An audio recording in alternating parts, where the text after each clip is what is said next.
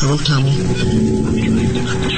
get my promise, I'm here. I get my promise, I'm here. I hope you understand. I hope Trying to help you while you're here. Trying to help. If you'd like to say anything, it's yours. The room is yours. The room is yours. Welcome to Surviving Evidence with your host Chris DeCesare and co-host Phil Casey. Chris is a New York-based author and respected authority in the paranormal field. His survival of the C2D1 haunting ranks among the most documented paranormal events in history. Chris is known for being someone who has taken the trauma and tragedy of such an experience and turned it into a tale of hope and survival. He is joined by his wingman and longtime friend Phil Casey, who is also a native of the Empire State. Together they will bring you engaging interviews with some of the top authors, TV and radio personalities, and paranormal researchers in the field. Now here are your hosts of Surviving Evidence, Chris DeCesare and Phil Casey on WGOG Digital Broadcasting.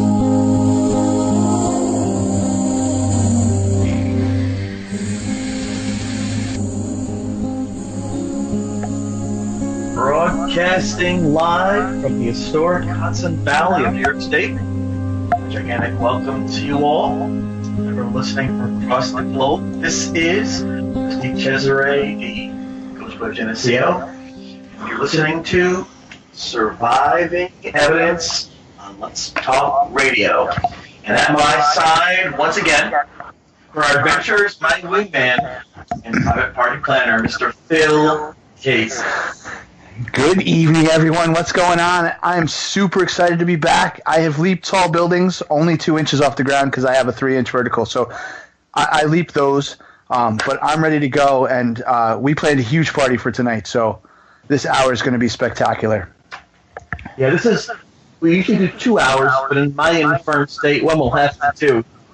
You can join Phil and I in the Let's Talk Radio chat room at www.wgogdb.com. It's a fun place to share your thoughts, ask a few questions, meet some interesting people. Love to see you there. Oh, let's see who's in there already. We've got, as ever, always Kathleen is in there. Andrew Knapp. We've got Mr. Boris Kremers is in there. I see some guy named Chris DeCesare. I don't really know. Yeah, I don't know about that guy or this other guy, Phil Casey, so it's kind of crazy. Yes. We're honored to be back. Our guest this evening is us. We're going to change the format just a little bit until next week and ease back into our program. We want to thank our producer, the manager of this network, Mr. Todd Bates. He produces the show, he runs the chat room, creates the advertising, and most importantly, he puts up with us. He's got to put up with us. I don't know anyone else who could. My wife can't. Well, Chris's wife tolerates her. She's a saint. She's got a one-way pass. So. Yeah, but it's a certain saint day. I always forget on the calendar. It's not a feast day of Ascension or something. How that works. I'm always the month of August. The whole month? The whole month. Isn't that fair? It is, because that's my birthday month, so dang. You can't. I get one day in March at the very end. Well, you got to talk to somebody about that. April Fool's Day, people laugh like that, too. And yeah. We're enjoying the growth of the radio station. A whole bunch of shows on now, including Keeping the Spirits Alive, Paranormal Experience, Fate Magazine, Gang of Girls Radio, Paranormal Path of Discovery, Paranormal Evidence. This is incredible. So we're very proud to be part of Let's Talk Radio family. Now, tonight we're going to, you said, to talk a little bit back and forth and take some questions from the chat room. In my absence, I've been working on throwing my voice. I just threw it. You see that? I saw that. Yeah, see that? I wish it was on TV. You couldn't see me throw my voice. I take my word for it. Because I just threw my voice. Oh. Yes. You should be on America's Got Talent. Well, yeah, I don't know if I'll tell. I don't have talent. It's just, smoke and mirrors. Well, hey, it's a magician show. Yes, yes. I want to also say thank you to everyone who, for the past couple months, took the time out to send me words of encouragement, healing energies, prayers, thoughts. It means a lot. We go through our lives, and sometimes it gets a bit of a drudge.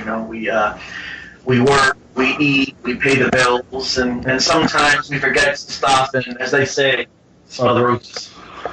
And it was very, very special for me to get all those messages of healing and thought, and it really helped me through that tough time.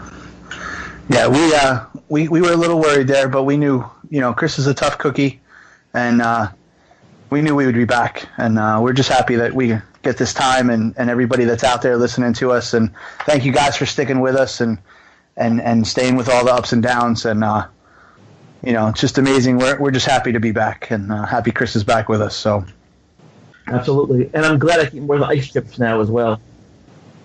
You and those ice chips. You think about it. A lot of times, you just toss kind of ice in the dark, and the soda's gone during the drink. We don't even think about that. But when you get any food, you bark the ice chips. How many I get? 3 ice chips?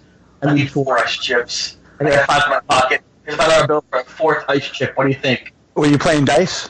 No, I didn't have them in the hospital. Did you have cards? I had my rapier wit. That's all I had. Okay, so you were trying to play mind tricks. Yes, Jedi mind or Sith. I don't care. Oh, Jedi mind tricks work. Sith get mind tricks? Well, they do, but they're evil. But they're mind tricks. So we also had Jedi mind tricks, but they were Sith mind tricks. Yes, but Sith mind tricks are evil. You don't want to be evil. But it seems those are more effective, no? Well, they get your point across more. Like, a Jedi mind trick says, I want your ice cream. Or you crave ice cream. A Sith mind trick says, the soul is mine. It's a different thing. Yeah, that's a little dark. Well, but I'm just saying, light or dark, isn't that more effective? I would go, Sith would say more of, I'm taking your ice cream, and there's nothing you can do about it. No, we wouldn't have to say that, 'cause it's a mind trick. We wouldn't even know he's taking it. Is that how it works? I'm not sure how that works, actually. I have to go back and see those movies. There's like 43 of them, right? There's 47, and the new one coming out. I noticed that the new ones are better in terms of the CGI and the sound, but they seem to just do over the very first plots, no?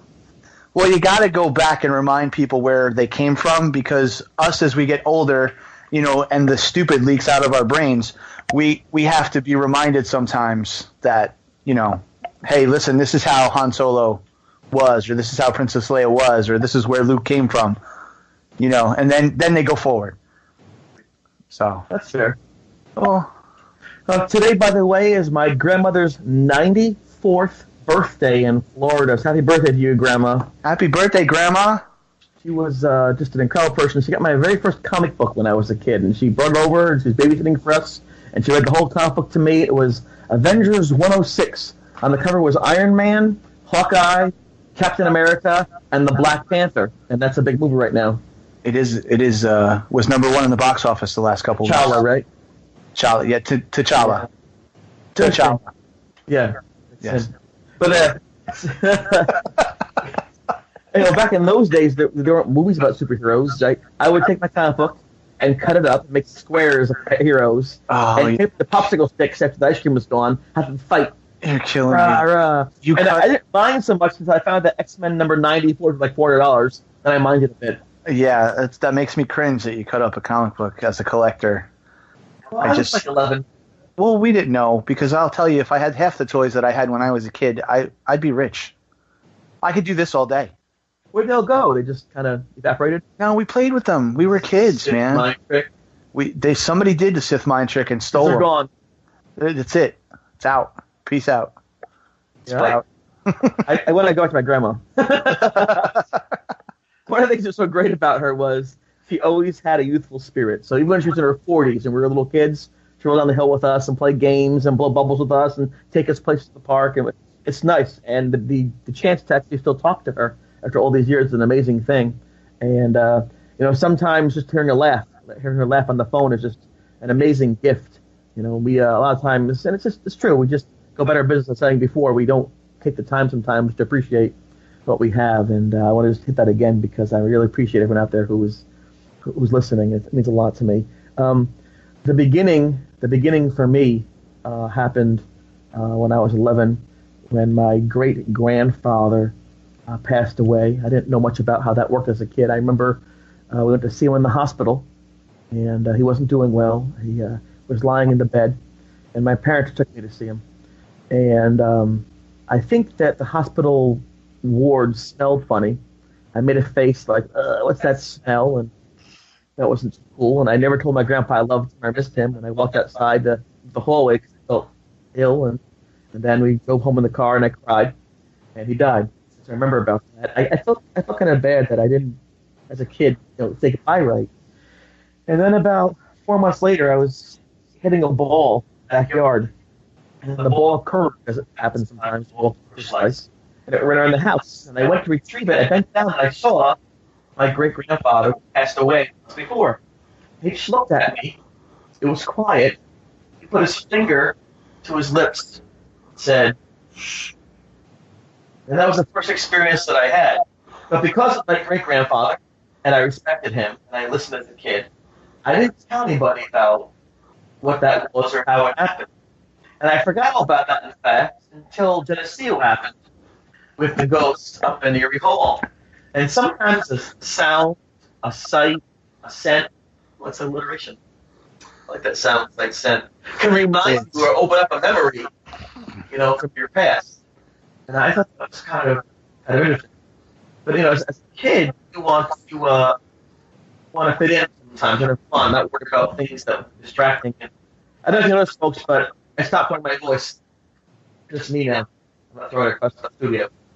I like it. I see it. Pretty clever, right? It is. I think that's a really neat trick. Or what's the mind trick that you thought I was playing my voice? I think it was a Jedi mind trick. Only you, me, and possibly Todd know the truth.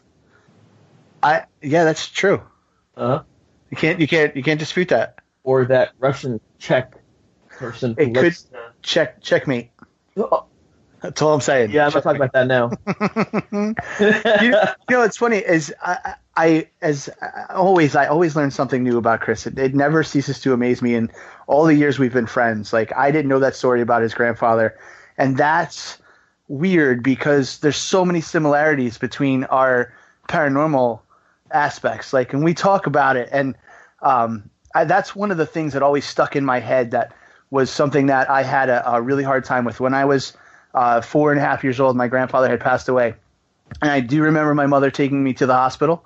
I remember all my aunts and uncles coming in, and he was at the veterinary hospital across the river, and because he was a World War II vet, so that's where he was, and he was diagnosed with cancer, and we were in the room, and I remember he looked at me, and he said, "Just tell me you love me, you can go," and I freaked because all my aunts and uncles were in the room, and I was like, that's not a manly thing to say, and I ran out, and that was the last time that I saw him, and that's so, like, it's so weird how everyone is connected for a reason. Like, I just think, like, and that ate at me because that was one of the things that my grandfather always said to me was when we used to watch wrestling on TV. He'd be like, one day you're going to do that. And I used to just giggle at him. I was 4 years old. I had no idea. And now later on in my life, I was able to do stuff with professional wrestling. And I remember the first time I did a show in Washingtonville, New York, when the guys asked me to come back. And they were like, we want you to come in, we want you to referee a show. And I got to work with really good friends of mine. And I remember getting in the ring, and I remember going over to the corner, and I took 2 minutes, and I got down on one knee, and I looked up, and I said, I love you, Grandpa. And there was such a huge weight that went off of my shoulders. Like, oh, my God, I just paid homage to him, and he'll never forgive me. And I knew that I had lost my grandmother last year at 96 years old to onset Alzheimer's, and I made it a point. I was going to make sure that she knew that I loved her before she left. And that was a really touching moment for me and my sister. Was we were the last two in the room with her the afternoon before she passed away. And I looked at her, and we were getting ready to leave. And I said, you know what, Grandma, it's okay. We're all okay now. You did your job. You can go. And later that night, she passed away. And it's just amazing how, like, even with Josh LaJeunesse, how our shadow figures affected our kids and later on in life we bump into each other at a show or at an event, and we were talking about things, and it's just the similarities of why we're all together. It just amazes me. It absolutely amazes me. I wonder sometimes too about the way in which someone has their final moments. I mean, there are some people who they end up on some dark country road and some drunk driver comes to their way and smacks into them and they're gone. Other folks get the opportunity to be in hospice care with their family and see their relatives and say proper goodbyes. I was marveled at the difference between opportunity in that area, because it's not a small choice in terms of death and mortality and how you go out. It's potentially your final one, at least in the physical sense, as opposed to something that's mundane, you know. And I remember as a child too, my friend who lived across the street, his name was Joe, and his mother was an overnight nurse across the river here in New York, and a very nice lady. And one night she came home, and apparently a drunk driver came across the road, smacked. She died in impact instantly. And the drunk driver sustained no injuries. And I didn't know how to talk to Joe. The only that experience was my great-grandfather. And then vicariously, like TV, like Crosby and Elvis Presley and things. That's not the same. And a few days after he passed, he walked across the street to my house. And I didn't know what to say. I said, listen, I have some bad news. My mom is gone. She was killed by a drunk driver. And I remember thinking at the time, that Joe the same to me, because I didn't know if that would change him a lot. But he said he could practice something, and so we sat down in front of my house, and we faced forward for the road. And the doctor explained to him his mother died because he messed up, because she was tense in fear as the car came toward her.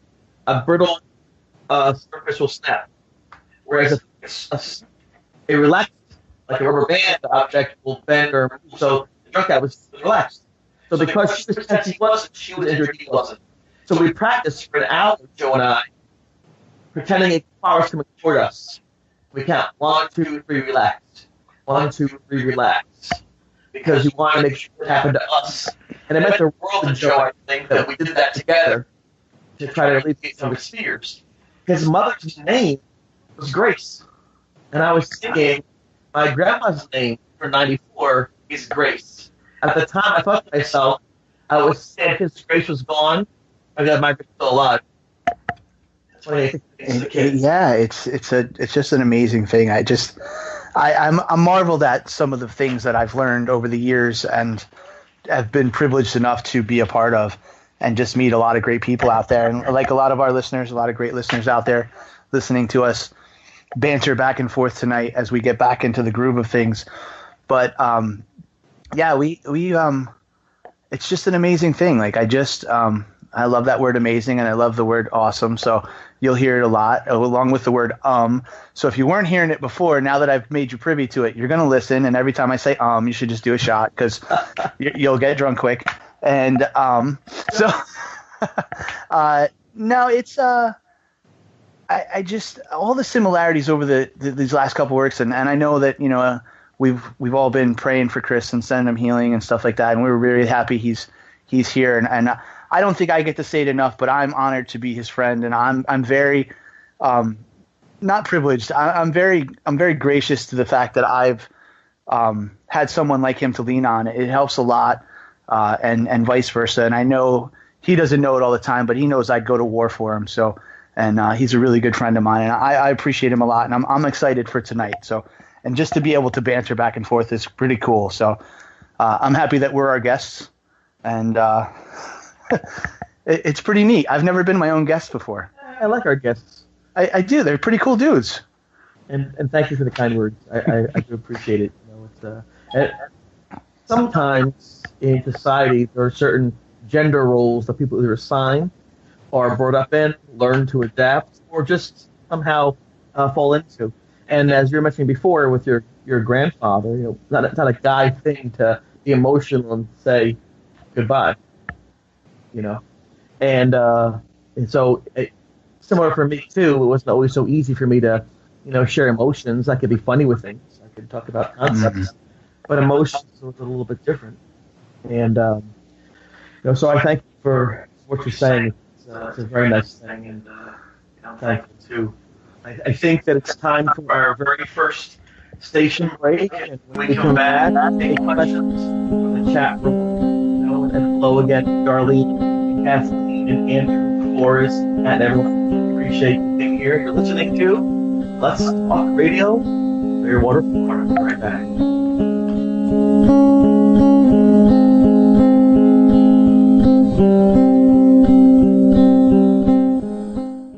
In a world of many voices, there's just one that needs to be heard. Yours. Join the conversation at letstalkradio.net.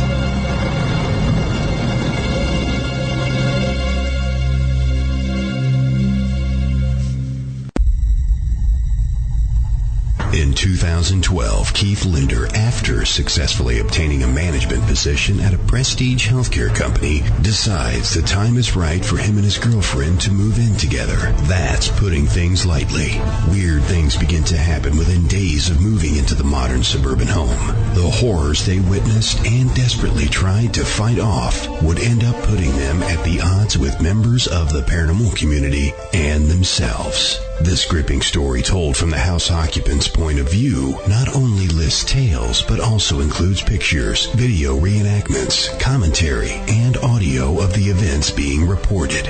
Author Keith Linder does not ask you to believe him. He only asks you to listen. The Bothell Hell House by Keith Linder, now available on Amazon.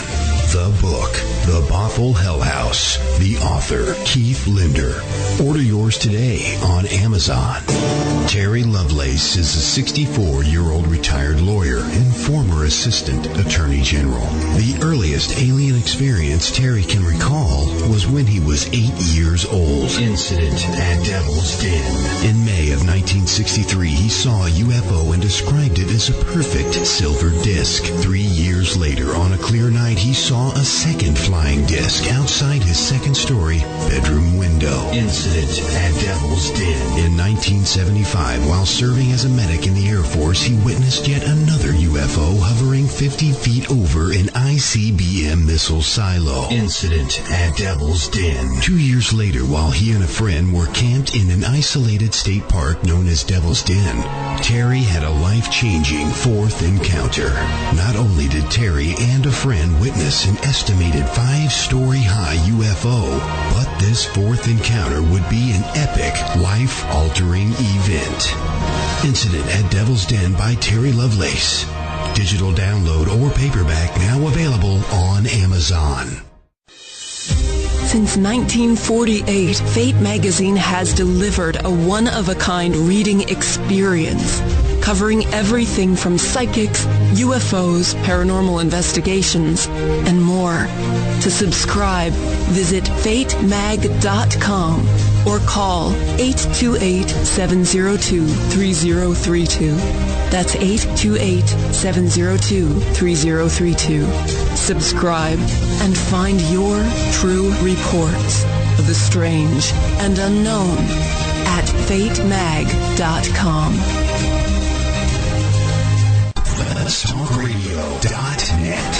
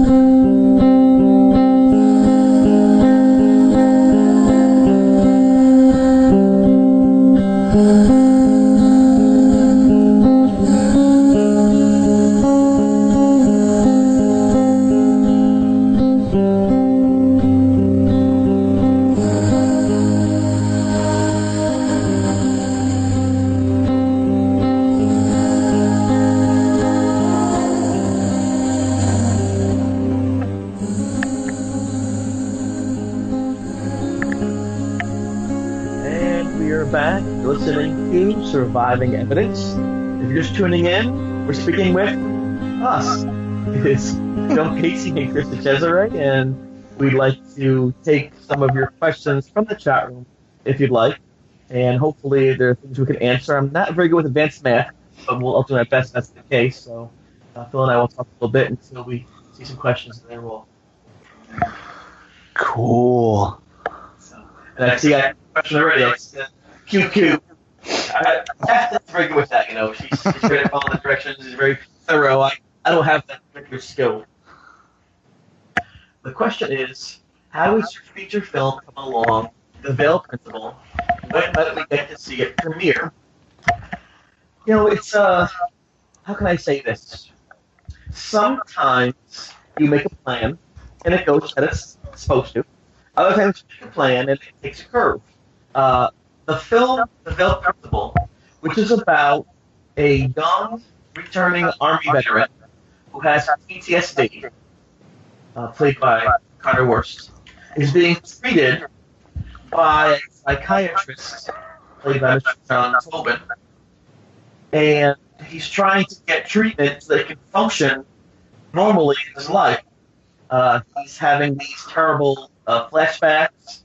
He almost kills his girlfriend. He's having a hard time remaining employed.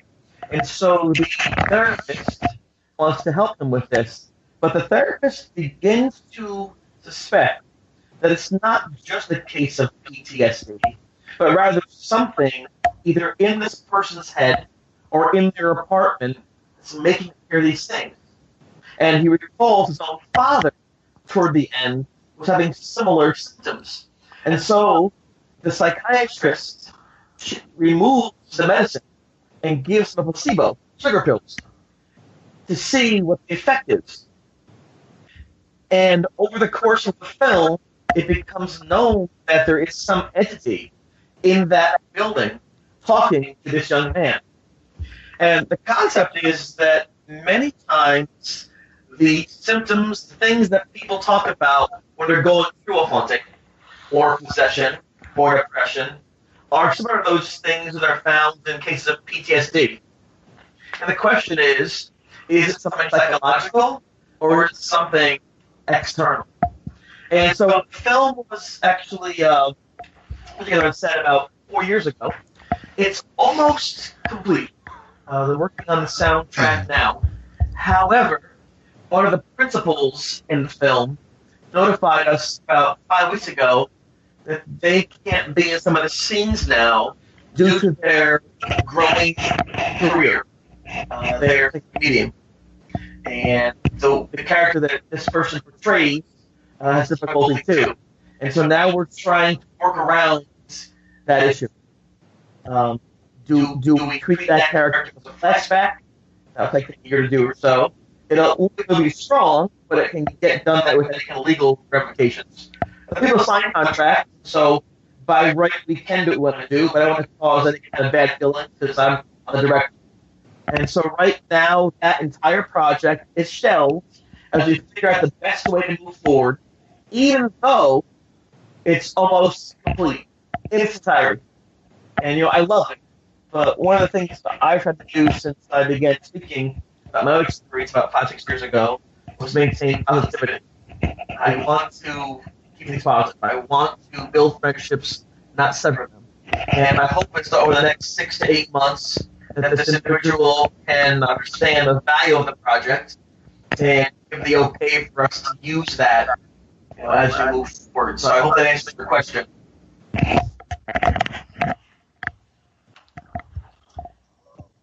I see a question from Andrew Knapp. Where will you be appearing in the upcoming months? And I'm going to assume that that's directed at Chris, because I'm appearing everywhere. Well, then go first. No, I'm appearing. I'm the wingman. So wherever Chris flies, I fly with him, I guess. Well, but you have other events too, don't you, with wrestling and things? Want to talk about that? Actually, I just had a wrestling event that just happened in Newburgh, New York, at the Boys and Girls Club. We just did a show. I work for a group called East Coast Pro Wrestling, Hudson Valley Division. We got a lot of young up and coming talent. We actually had a really great show this weekend at the Boys and Girls Club. A little over 220 people there. Really well for a lot of guys that aren't really well known. They're just trying to make it in the business. We do have former WWF, WWE stars, some other independent stars that come through every now and then. But it's pretty neat. Like I love doing it. It's a passion of mine that I get to work with a lot of young guys now and help them out and kind of guide them on the right path of what to do, what not to do. As far as being a face or a heel, and if anybody knows any of that lingo, you'll understand. And if you don't, I apologize for speaking foreign language and not object, because that would be something you'd use in wrestling if you were a heel. Oh, you see how he did that? Stuff's pretty neat, right? No. But we do have some shows coming up in the future. We haven't confirmed anything yet, but we're working on another show in Newburgh and one more in Middletown. So if you guys live in the area and want to come out and hang out, I'm the wingman there. I'm the color commentator of the show. As they like to call me, the golden voice. As if I needed a bigger ego. I have to walk through doors sideways because my head is so big nowadays. But and again, I'll be alongside of Chris, helping him out and doing some cool things. And I love hanging out, so I'll be out on my front stoop any day of the week. That's where I appear the most. I like the moniker "Golden Voice" much better than say "Golden Dawn" or "Golden Shower," because I think that much more appropriate moving forward in the professional career. As far as me, I had to, as you know, scale back on a few of the things. One of the things about working through an illness is you have to give yourself time to recover, and I'm always bad at that. And but I looks like right now I'll be appearing on April 21st and 22nd at the Hudson Valley Comic-Con. If my health holds up, I can do that. Then there's April 28th. That's actually out in Poughkeepsie, New York. Then April 28th is Meet the Author Weekend at Barnes & Noble, which is also Poughkeepsie, which is a small city about a half an hour from where I live. May 19th, I'm scheduled to appear at the 5th Annual New Jersey Community Expo at the Woodbridge High School Star Jerry's event. It's a very well-attended event. They bring in great guest speakers and lecturers and presenters. It's a very a nice show. I'm trying to go easy, although I did, by mistake, put down two events on the same weekend because they're both in Pennsylvania and both in mansions under the same event, but they're not. So I will be June 9th at the Holtman Mansion at Not Your Average Paracon, Matty About Ghosts. The following day, June 10th, at the Paranormal Expo at the Mansion. And then August 3rd, 5th, I'll be at the Central Paranormal Convention 2, Pajama Factory. That's John Covey. And then I have some nice events up in Syracuse in the fall. But it's going to be 45 events like the last year, maybe 10 or 12, to make sure I can do more in the future. So that's what we have right now. You got a longer list than I do. I like it. You want some of them? No, I will trade you. Let's see. I'm pretty sure. Well, the weekend you're going to be in Pennsylvania. I'll be in Spooky Nuke, yes, Pennsylvania, with my daughter. She's got a huge AAU basketball tournament down there, so I'll be in the area because that's only like a half hour from Hershey Park. So maybe we can go to the park and ride some roller coasters and eat some hot dogs. Yes, and one of the things I'm really trying to arrange is what's called the C2D1 experience. We've had, I believe, 2 of those in the past. Those are held in State College, Pennsylvania, and it's a bed and breakfast, and they have the actual Please Talk With Me movie set, in that location. And so people can go there and sit in the desk, read the books, and hold the things we had, off, just like we had back in the movie, and they had College C2D1. And Jeff Unger, who was the individual who helped me back in college and recorded the journal notes and some of the photographs and things. And Mark Atria, who was the award-winning director of that film. They host an event there, and I'm hoping to be some more of those because those are amazing. You come in on a Saturday, and we watch the movie, we have some dinner, we talk back and forth on the set, we ask questions, a sleepover. It's a real nice time. So I'll try to, if I can, I'll get you some dates for that because that's really my favorite thing of all. I get to be with good friends, wonderful location, with a meaningful event. So I'll put that out there once I know that too. And and Mr. Kevin Cook has been such a good friend to me. I'll be speaking up in Syracuse on October 13th at the Barnes and Scott Mansion. That's joy too. It's nice. Thank you for the question. It's nice that I had the opportunity to speak about these things. As you know, for decades I didn't know how to share any of this. It took the understanding that perhaps just surviving that experience was worth explaining and exploring, rather than just saying how bad things were and how terrible we had it. And once I realized that survival aspect of the evidence was valid a way to share, then I realized I had a positive way to dispense the information and make some great friends along the way. And it's been a really nice time. And if I don't say it enough, thank you so much, everyone, for being so nice to me and for listening. Yeah, it's an amazing experience. That's on my bucket list to do that C2D1 experience, just to kind of see, where you were and where you've been. And not a question, but I noticed in the chat room, Miss Kat Hobson, she had to go move her truck. So she said she was coming right back. So we can't wait for Kat to come back into the chat room. Because I know she said earlier when I talked to her, she was going to have some questions. We can wait. Can we wait? We can wait. We can absolutely wait. And Andrew Knapp, I saw you earlier, and then we're going to get right to Kathleen's question. They do have a website. It's called ECPW Hudson Valley. They're on Facebook. You can look them up, or you can go onto my webpage or my Facebook page if you're Facebook friends with me, and I'm pretty sure you are because I'm Facebook friends with everyone. Or if you really, really want, you can email me at thewingman33 at gmail.com, and I will forward that the webpage off to you. And Chris, this question's for you, so I'm gonna let you have Kathleen's question. Double Q for Chris. : If someone wants you to attend their event, how do they make the arrangements? I try to work with MI6, the KGB, or CIA. They're a little busy right now with the whole policing Asian thing, so I usually sit at my computer and respond to people on Facebook and look at cool videos, and someone reaches out to me and say, hey, you want to come to my event? And that's usually how that works. I try to differentiate events each year, so I don't do the same one every year. This year, I'm doing a lot of events I couldn't do last year. And it's, like I said, it's an amazing thing. I think Facebook helped me.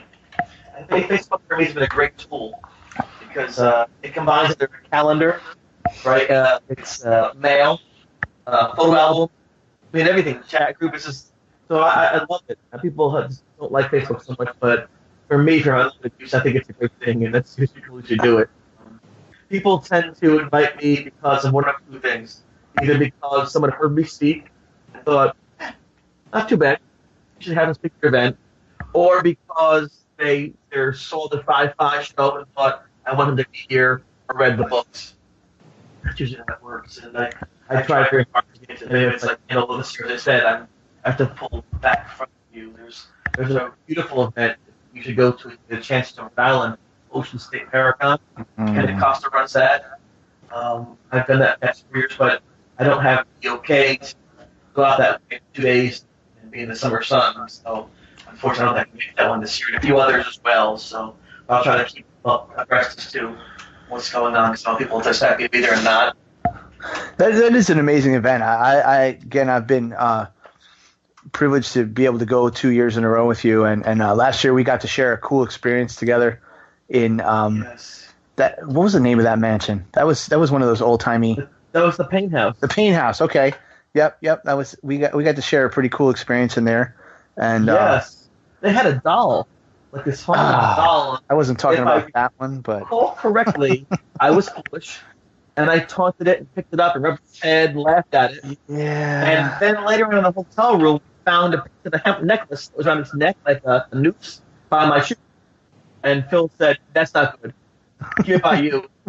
And so then we drove back home, and following that, I had this nightmare. My son was being harassed by these bullies.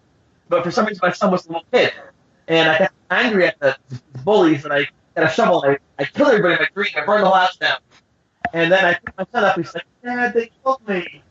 And then suddenly, my son went to the corner, and I realized it's the pain house doll on my arms made me go crazy. So that's enough of that. Yeah, that wasn't the one I was talking about. I was actually talking about the little girl we saw peek around the room downstairs while we were upstairs. I blocked that. That was a cooler experience than the doll because that piece of hemp necklace was put on a table and then it disappeared.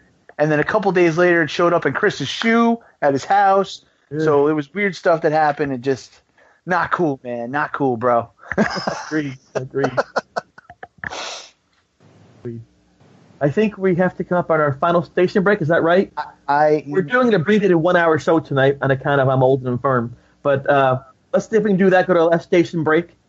You're listening to Surviving Evidence on Let's Talk Radio. Ready?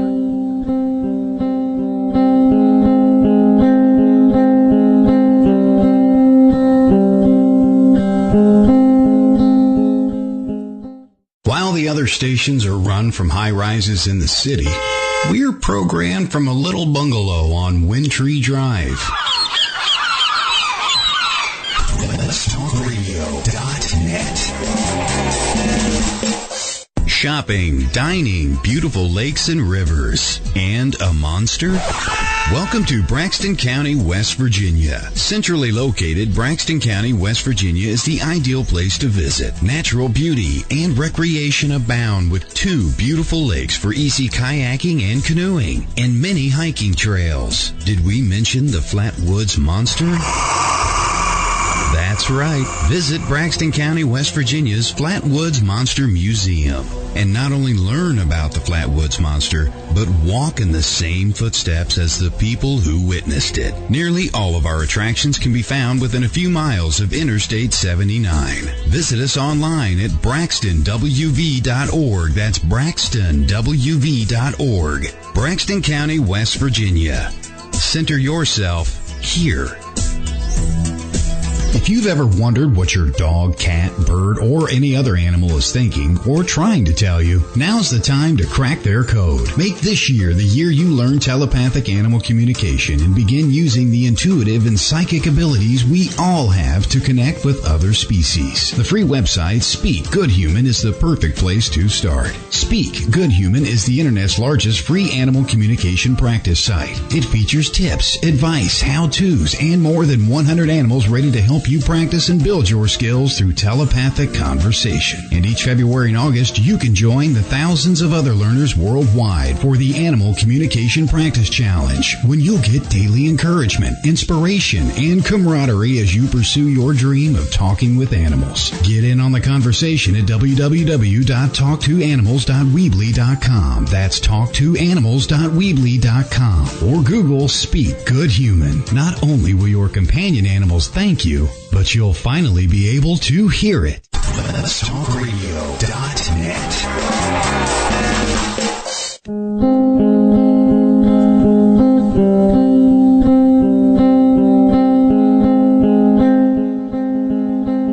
And we are back, and you guys are listening to Surviving Evidence on Let'sTalkRadio.net. Thank you again for joining us. As we mentioned earlier, our guests tonight are Chris Cesare, the Ghost Boy of Geneseo, and the Wingman, Phil Casey. And thank you guys for being on. You're awesome guests. It's just been an amazing, amazing hour so far. Thank you. You're welcome. We are still taking questions from the chat room. So if anybody out there, you guys want to learn some more about us or want to ask us questions about any of our experiences, we've had some really cool experiences over the last year and a half.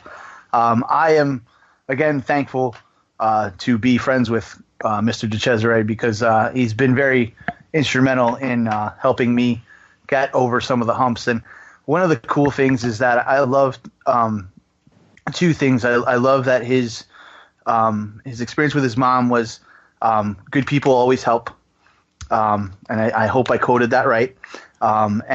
He's bestowed that upon me as one of my older friends who has been gone for a while love to pay it forward, which made me always want to be part of giving. If it was my last dollar in my pocket, I would give it if somebody needed it. And I've been raised that way, and Chris is the same way, and which is why he does a lot of events. And after a while, we got to tone it back a little bit because we're getting old. Although I think he's younger than I am. No, he's older than I am. I think he's older than you are. He acts younger than I do, but he is definitely like my big brother, and I am. I'm super excited, and I'm excited that we're back on. And hit us up, man. Let us know. Anybody in the chat room. That was. I don't like dead air. Dead air. Dead air. No, it's not dead. Dead air. I guess because Andrew asked a question, and the question was, have either of you had any cryptid-related encounters? Define encrypted. My uncle one time was pretty big and hairy, but is that? No, that's like Bigfoot. He didn't say. He said encrypted. Is that a cryptoid? That's not from kryptonite. No, I know. I thought it was from Krypton. Sasquatch and Bigfoot Yeti or something. Is that what it means? Maybe, Andrew, can you be more specific? Because cryptid, that word scares me. It reminds me of like Egyptians. Oh, that's embalmed. No. I don't know. Cryptozoology?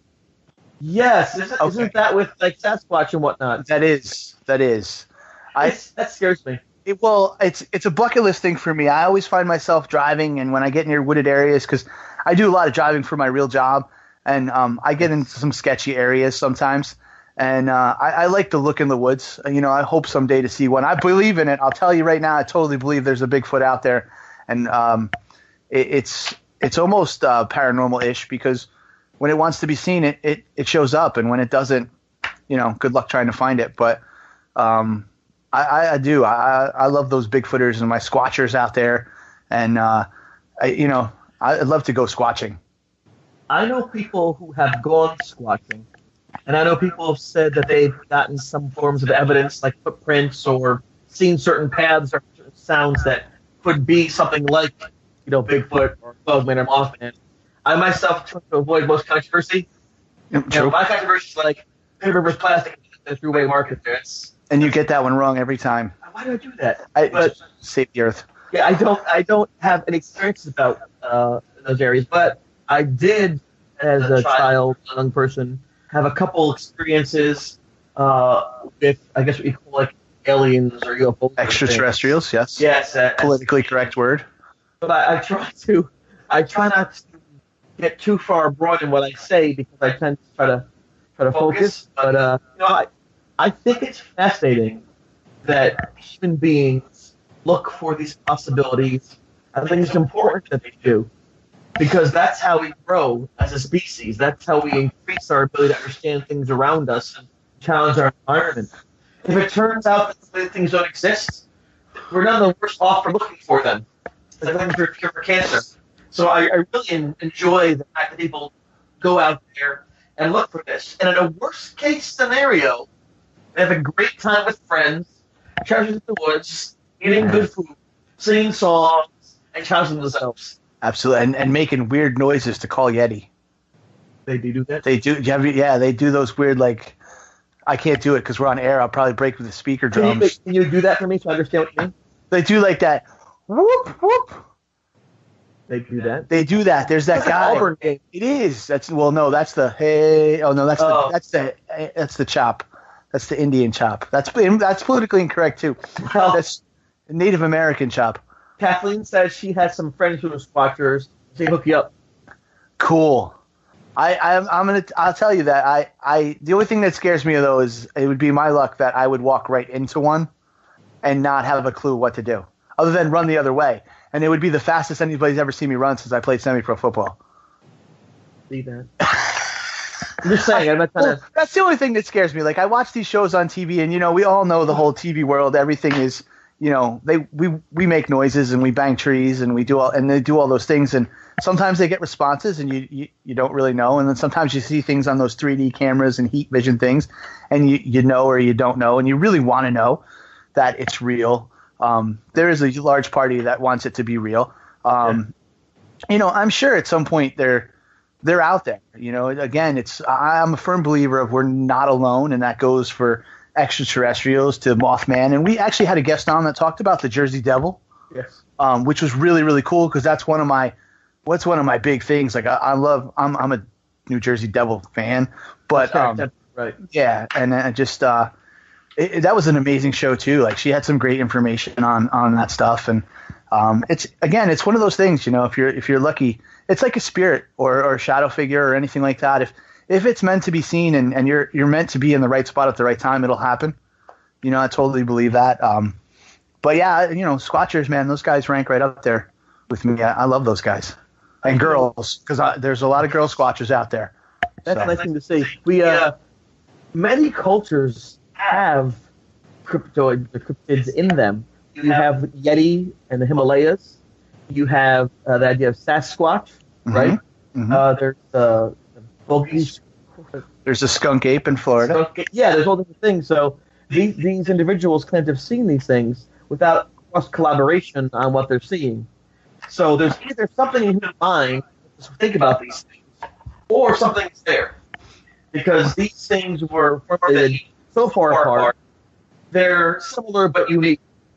And the motivation of the societies were not similar. In Americans didn't own property. They didn't sell and buy things from Muslim. They had their spirituality. So it's very different from, say, what you might get down in Florida, for example. Mm-hmm.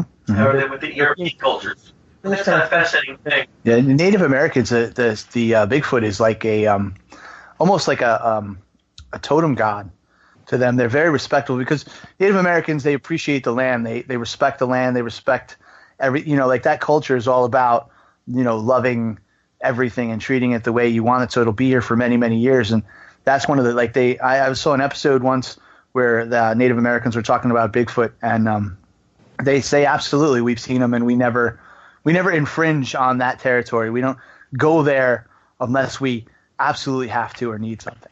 So I find it very fascinating that that people have seen them. People have seen different ones. I've seen pictures of skunk apes or what are called skunk apes in Florida. But it's amazing. Like again, it's borders of what you think you see and what you think you don't. And I think Chris hit it on the head. Well, I just thought of something. This is for Andrew, Mr. Knapp. You asked about any experiences with cryptids. The only experience I have is a kind of funny one. It was on TV, where they had the Bionic Woman, the $6 Million Man, and Bigfoot all in the same episode.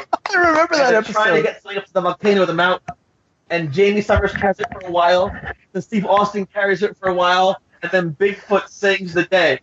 That's the only experience I have, but boy, that was a good show when I was a kid. That was a great episode.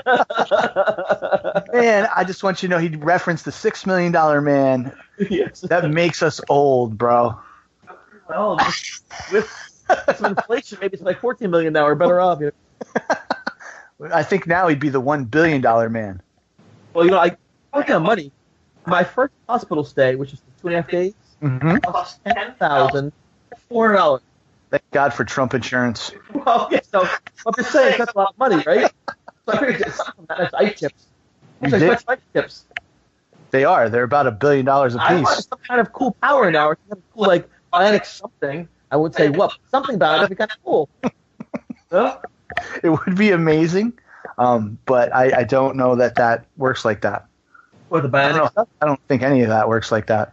Yeah. Well, they have cool things, though. They have, like, the artificial hearts now, and they can replace joints and things, and so... They can. My mom's got two metal hips. Wow. She's technically... I don't think they're $1 million a piece, but she's probably about $30,000. Yeah, so she's about a $60,000 woman. That's pretty cool. It is pretty neat. And she's nice, too, if I can say. She is a nice woman. I love my mom. She's a great person. And she raised me right, even though I'm wrong in the head. But she raised me right. You're okay in the head. I think you're a good bit of okay. I want to make sure before the show ends in a few minutes that we talk about next week. We're very honored to have on our show Amy C. Wilson. She is the owner of Otherworldly Waxes. She is a celebrated spiritual medium and psychometrist, and she's worked with and read for individuals and missing persons cases. She's been a practitioner of the magical arts and has worked in various New York City occult stores for over 25 years, specializing in healing others through candle magic. And I met Amy this summer. She's a fascinating person to speak with. I always enjoy it when I can learn things myself about areas that border my own and are very different. And so we look forward to having her on our show next Monday, April the 9th at 8 p.m. So next week on Sorry Critics with Phil and I will be Amy C. Wilson. Yeah, that's good. It's great. I'm so looking forward to that. Mediums, they're pretty awesome people. They can do things that some of us, can only dream of sometimes. And I think that speaking of mediums, that's kind of funny because I remember now that story of 3 different people telling me that I was sensitive. I just think I'm just sensitive, but I don't want my feelings hurt. I'm just sensitive that way. But no, seriously, mediums. I respect what they do, and it's going to be an awesome show. I hope you guys have questions for her, and that she can maybe get in touch with some people who have no longer on this plane and moved on to their next worldly areas. And I think it's fascinating. As someone whose experiences were primarily negative or traumatic, I always enjoy listening to talk about things that not necessarily are that actually positive, and it opens the questions in my mind. How do you know it's going well? What's the difference or distinction between free will and intent? Is there a way in which these spirits communicate that they're stuck with a certain way they have to do this, or they're very ways to communicate? Talk about maybe sound, sense, or things. Very rarely they say things like, "Hey, it's me," or blank. Yes, yeah. And, it's usually there's a sound, clock moves, something happens that can only be that person, and yet it's that they're constrained in some way they can do. And then there's some mediums or psychics who, and that they can actually hear better, see better, and engage in a dialogue that can be healing from both sides. They're on a different frequency. Right. No, I didn't mean to cut you off. I'm sorry. I've heard many people speak about the different frequencies of hearing, and I have that weird one where I can hear music at night, and it varies from old timey to new timey, and it's not my neighbors because I know they're asleep, and my other neighbors are way too far away, so I don't know if someone's just trying to get my attention just to let me know they're there, but that would be pretty neat. I kind of want to know, and there's a part of me that kind of doesn't want to know.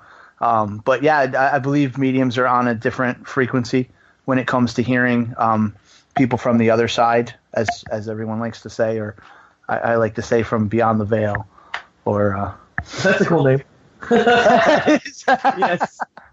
Yeah. I also want to thank Charlie Manning, who was the priest who back in March 6, 1985, blessed the dorm room where the ghost was. When he went there, he said he was there for 2 people. He was there for me to ease my suffering and hopefully end the haunting, and also there for the spirit as well, and put that spirit at rest. And I like the approach that you're thinking of more than oneself. I like the concept that there are equal and opposite reactions, and that oftentimes our success or failure isn't ours alone, but it's built off of friendships and trust and relationships that are very important that we need to nurture and grow over time. I want to thank Phil for being such a good friend, for being so patient, for willing me around. It's a great thing. I tell people I'm not the brother, well, maybe I do. But I just think it's a wonderful thing, and I want to thank everyone out there for being so kind to us tonight. Welcome us back after a couple of months, right? Yeah, right before Christmas. So, yeah, again, I want to thank everybody who's on with us tonight, and everybody who's been with us. And Chris is my brother from another mother. That's how we word that, and